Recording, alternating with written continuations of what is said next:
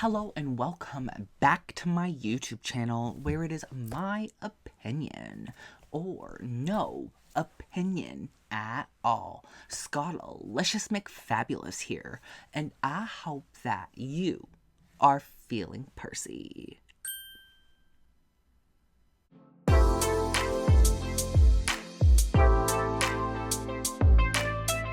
And today, are you able to tell the difference between leather or pleather, aka cow and plastic?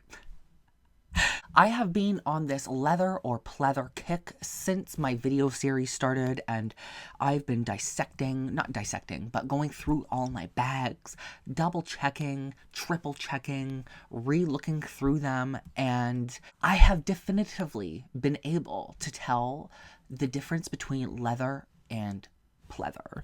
It's taken me a while, but I think it's time that I spread the wealth of information that I've acquired over the years. And without further ado, I think it's time that we hop right into the leather or plastic video.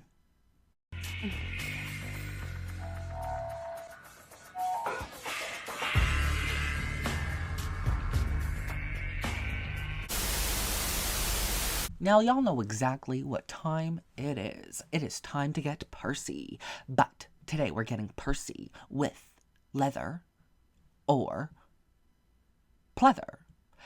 And this is actually a lot easier than you would actually think it to be. Now, I have played with pleather. I've played with bonded leather. I've played with plastic. I've played with leather. I've played with it all.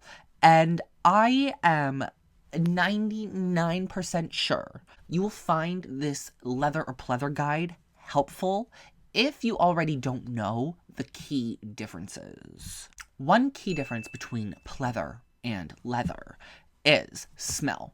I mean, obviously smell. If it smells like plastic, it's probably plastic.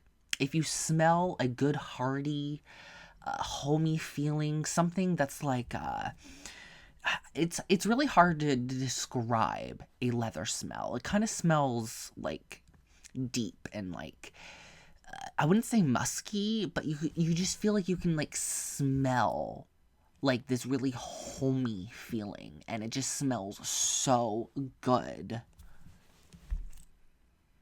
It almost smells sweet. Maybe sweet and woody, kind of mixed with like a little bit of like natural smell. Like, you know what I mean? Something like that. And with plastic, obviously, it just smells like plastic. I think we all know what plastic smells like. We can't escape it. Microplastics are essentially growing out of our hair follicles, so we all know what plastic is. We know what it smells like, and we are very, very familiar with it. Do you smell it? That smell. The kind of smelly smell. A smelly smell that smells smelly. But the thing is with the smell leather test, you know, the smell test, if you will, some leather companies will heavily coat their leathers, and sometimes it can throw off the smell of it.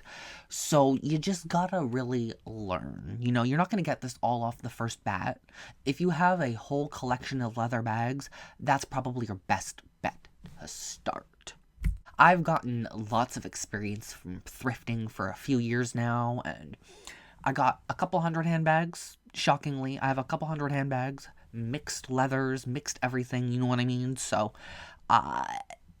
some things will fool you, but you gotta be wary. Speaking of which, tip 2, trick 2, hint number 2, whatever we are calling it today, is the feel test. Because generally we can feel the difference between pleather and leather, but this does still fall a little short, just like the smell test, because a lot of pleathers nowadays, they really try to replicate the look and feel of lamb leather and, you know, calf skin and all that. And sometimes it can be really difficult to distinguish the two. But generally, if you combine like a smell test, the feel test, you know, you can get a really good feel and sense for if it really is an actual cowhide or not. When comparing the feeling between the two, pleather definitely feels a lot more slick to the touch, and leather just doesn't have that same super, super soft, smooth feeling to it. Like, it just has a completely different feel. It almost feels a little bit more rough while still maintaining the softness. In most cases, you're going to have to combine smell test and feel test. You're going to have to.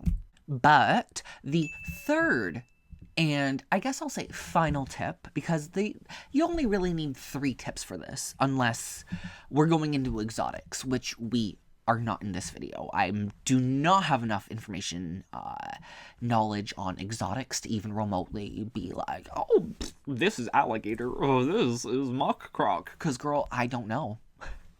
Most of the time, I can barely tell between the two, you know? So, the looking test. Using our eyes. The eyeball test. The eyes. You know, we're going to be really looking at the leather, the textures of the said pieces of fabric, or whatever it might be. Pleather, leather, whatever.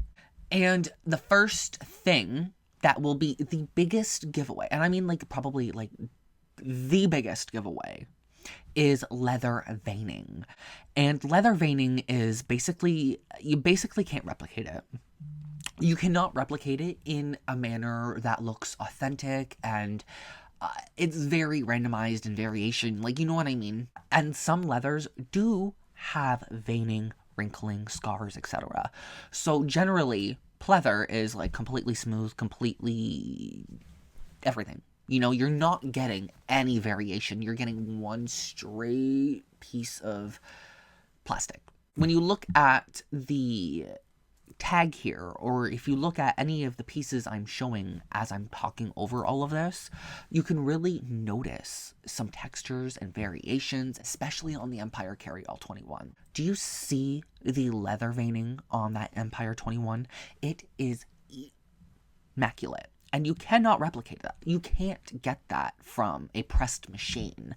This is only something nature can create, if that makes sense. And speaking of variation, we're also going to notice that when you look deep, like really up nice and close, if you can. I know some people might not be able to, but if you're able to just like get a nice, really good close look at the finish, and most times you will see the actual pores of the hide from whatever animal it might be, and it makes it very obvious. When you compare it from plastic to leather, the difference is unmatched. Like, there is just a completely different look, but you really have to train your eye to get that. Because if you're also looking at the pleather, you're probably saying, like, oh, isn't that, like, also got, like, you know, the look of the pouring and everything. They're trying to replicate the look of leather.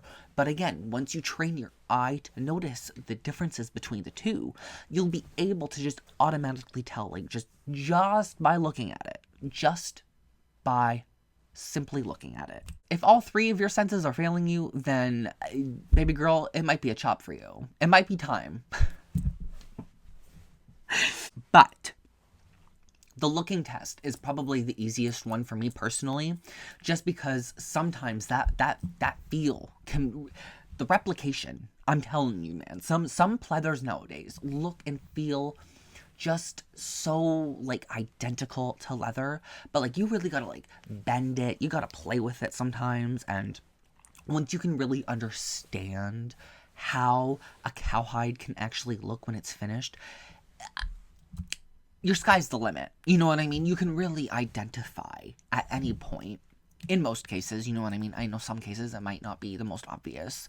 That's fair. Whether it be like smooth leather, whether it be gloved hand leather, pebbled leather, even like the bandit shoulder bag leather, like, you know, that the luxe refined calf leather, whatever Coach calls it all has some degree of pouring. You can see the pouring within the leather. You can see, and like when you bend it, when you move it, when you play with it, you can see it stretch, and like, you know what I mean? Like, you know how your pores stretch, like if you were to stretch out your pores, you know what I mean? It's basically the same thing, but obviously it's just covered with a finish. But regardless, in most cases, I'm pretty, like, every bag I have checked, I've been able to see some degree of pouring within the leather itself. You should be able to tell just by pouring. Just by pouring. Yeah, just by pouring. But now that I have shared and passed on some of my knowledge, I think it's time for a pop quiz. Pop quiz, anybody? I'm giving you guys a 4-questionnaire pop quiz. Question number 1 on today's pop quiz. Is it pleather or is it leather? Feel free to pause the video if you do need to try and decipher which is what. If you guessed leather, you would be correct. Question number 2. Is it pleather or is it leather? If you guessed pleather, you would be correct. Question number 3. Is it pleather or is it leather? If you guessed leather, you'd be correct. Question number 4. You know the drill. If you guessed leather, you would be wrong. You're wrong. Did you pass today's pop quiz? Leave your honest answers in the comments section below, and I will give the winner the comment of the day in next week's video. But before we hop into my outfit of the day, Kittylicious moment of the day, and the comment of the day, if you'd like to help me with that pesky YouTube algorithm, make sure to hit that like button, share with your friends and family, subscribe if you are new, ring the bell to be notified of all my future uploads, and if you'd like to help support me and the channel directly, you can always send me a very generous super thanks donation, or join the ever-growing group of Fabulites via my YouTube memberships. Link in the description box below. Comment of the day comes from Princess K, and it says, from my latest bear unboxing video for Coach, you should name your bear after your YouTube channel. I think Berensteinalicious rolls off the tongue nicely. What do you think? I love you all to the absolute moon and back, and I will see you all in my next video. Bye! People in the room and 99 don't believe in you and just one does.